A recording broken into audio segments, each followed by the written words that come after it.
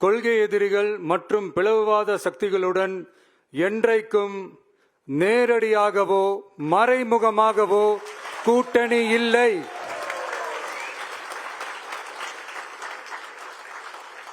ஒன்றிய அளவில் மலிவான அரசியல் ஆதாயங்களுக்காக மக்களை மத ரீதியாக பிளவுபடுத்தி மக்களிடையே வேற்றுமையை விதைத்து அதில் குளிர்காய நினைக்கிறது பாஜக.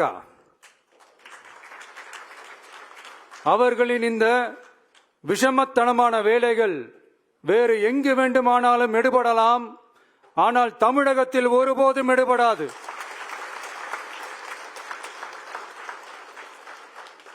சமூக நீதியும் நல்லிணக்கமும் சகோதரத்துவமும் சமத்துவமும் ஆழமாய் வேரூன்றிய மண் இந்த தமிழ்நாட்டு மண்.